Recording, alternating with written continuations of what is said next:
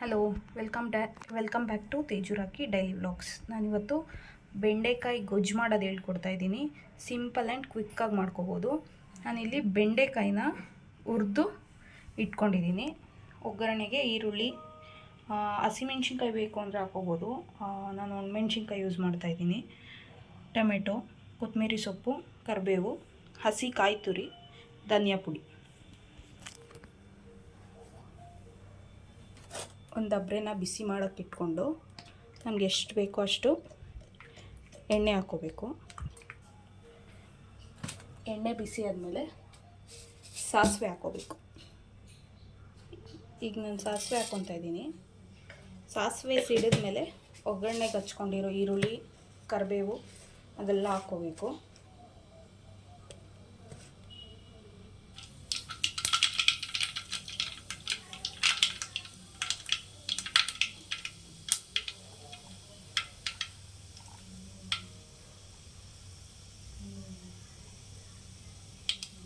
ಈಗ ಈರುಳ್ಳಿ, ಒಣಮೆಣ್ಸಿನ್ಕಾಯಿನ ಒಗ್ಗರಣೆಗೆ ಹಾಕ್ಕೋಬೇಕು. ಜೊತೆಗೆ ಕರಿಬೇವಿನ ಸೊಪ್ಪನ್ನ ಹಾಕ್ಕೊತಾ ಇದ್ದೀನಿ ನಾನು.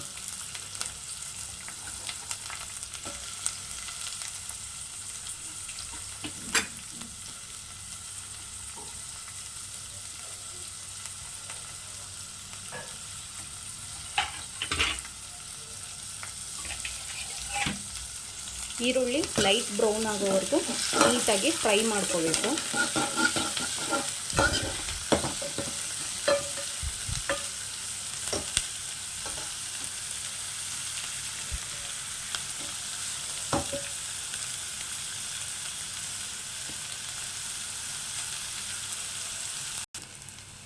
ಈಗ ಈರುಳ್ಳಿ ಲೈಟ್ ಬ್ರೌನಿಗೆ ಟರ್ನ್ ಆಗ್ತಿದೆ. ಈ ಟೈಮಲ್ಲಿ ಟೊಮೆಟೊ ಹಾಕ್ಕೋಬೇಕು.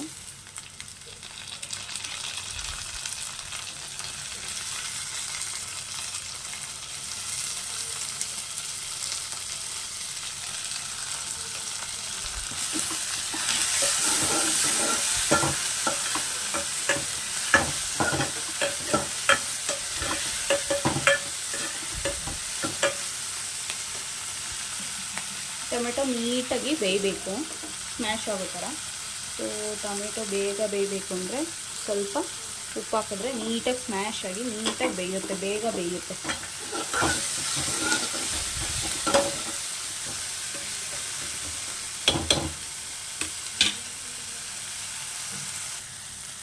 ಈಗ ಟೊಮೆಟೊ ಬೆಂದಿದೆ. ಇದಕ್ಕೆ ಹುರಿದಿಟ್ಕೊಂಡಿರೋ ಬೆಂಡೆಕಾಯಿ ಹಾಕೋಣ.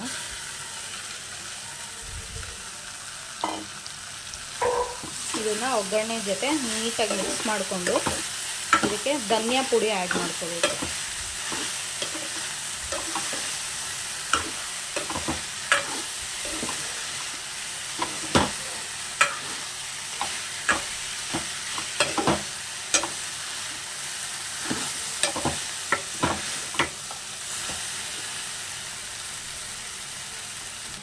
ಈಗ ನಾನು ಧನಿಯಾ ಪುಡಿ ಆ್ಯಡ್ ಮಾಡ್ಕೊತಾ ಇದ್ದೀನಿ. ನಮಗೆ ಗೊಜ್ಜಿನ ಕನ್ಸಿಸ್ಟೆನ್ಸಿಗೆ ಎಷ್ಟು ಬೇಕೋ ಅಷ್ಟು ಧನಿಯಾ ಪುಡಿ ಹಾಕೋಬೇಕು. ನಾನು ಇಲ್ಲಿ 2.5 ಸ್ಪೂನ್ ಆ್ಯಡ್ ಮಾಡಿದ್ದೀನಿ. ಆಮೇಲೆ ಇದನ್ನು ಈ ಬೆಂಡೆಕಾಯಿ ಜೊತೆ ನೀಟಾಗಿ ಮಿಕ್ಸ್ ಮಾಡಬೇಕು.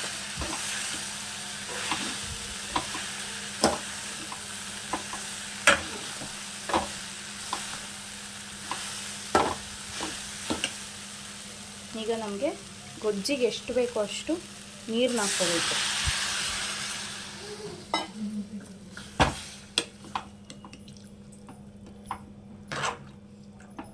ನನಗೆ ಇನ್ನೂ ಧನಿಯಾ ಪುಡಿ ಬೇಕನ್ಸುತ್ತೆ. ನಾನು ಸ್ವಲ್ಪ ಧನಿಯಾ ಪುಡಿ ಆ್ಯಡ್ ಮಾಡ್ಕೊತೀನಿ.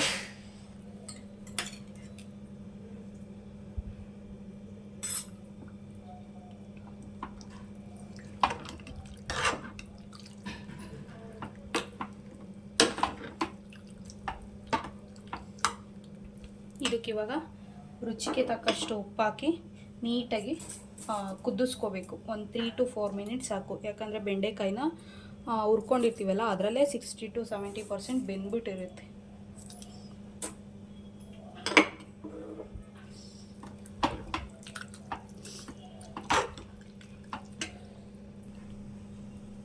ಆಮೇಲೆ ಇನ್ನೇನು ಕುದೀತಿದೆ ಅನ್ನೋ ಟೈಮಲ್ಲಿ ಹಸಿ ಕಾಯಿ ತುರಿ ಹಾಕೋಬೇಕು.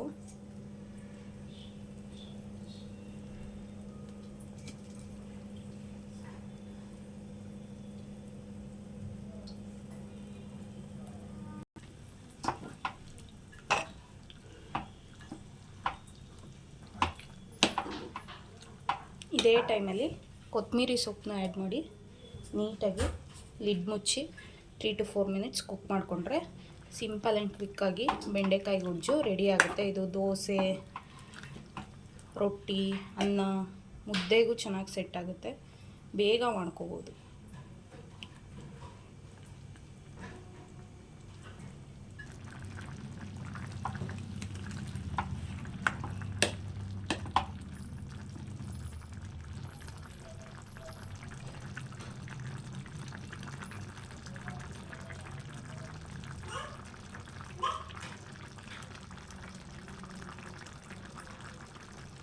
ಈಗ ಬೆಂಡೆಕಾಯಿ ಗೊಜ್ಜು ರೆಡಿಯಾಗಿದೆ.